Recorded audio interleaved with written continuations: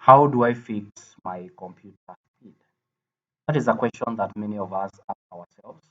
You feel like maybe you need a new computer because that one is quite slow, or maybe you feel that you may need to increase your RAM. But before you do that, you need to do the following hacks and check if they are going to fix the problem in your computer. So the very first hack that I want us to know is first and foremost checking whether the memory that we have is enough. So depending on the usage that you use your computer for, on average, a computer with a 4 GB random access memory will work perfectly for the basic usage of computers. However, if you use your computer with heavy software such as a programming IDEs, or you are a gaming person, you need more RAM. And thus, an 8 GB or a 16 GB RAM, or even in case you are a serious gaming person, a 32 GB RAM would be the best choice for you. So how do you check how much RAM your computer has? You just press on Windows button and then press R. Then you type DAG like that. Then something will pop up very quickly. And once it pops up here, it's going to give you more detailed information. It's known as the diagnostic tool. It's going to give you detailed information about your PC. Right here, you can be able to see that my PC blood is Hewlett Packard. It is an EliteBook 840 G2. And here you can be able to see the processor that I'm using, which is an Intel. It's a Core i5. I'm processing at a speed of 2.30 gigahertz. I have a RAM of 8.192 MBs, which is sufficient for the tasks that I do with this computer.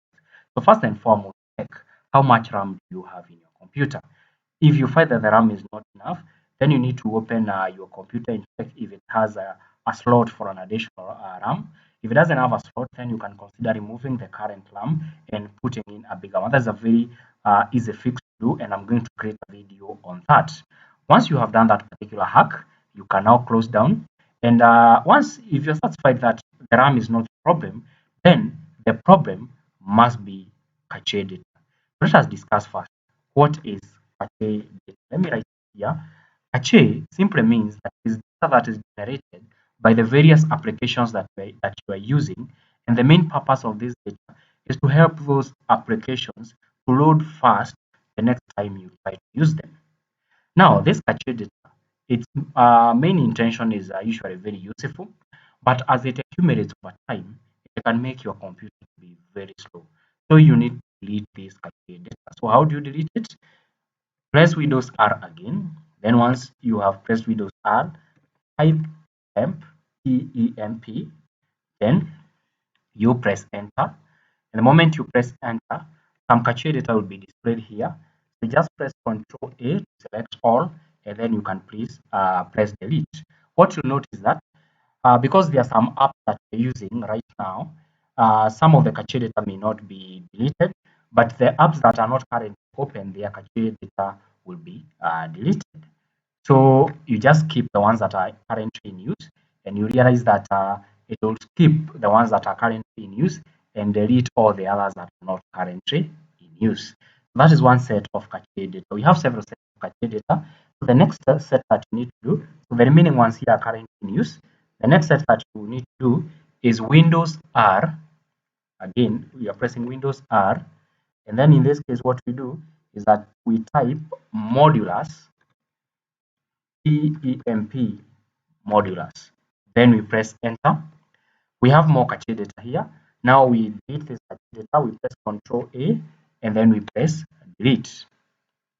You realize that this one has more cache data than the previous one because in my case it is occupying almost 40 MBs, and just like we did the previous one, some of it may not go away because it's currently in use. So you just keep it, and it will take some few minutes depending on how much cache it has accumulated over time to delete all the cache that you have. And once you do that, it is going to improve your computer speed slightly.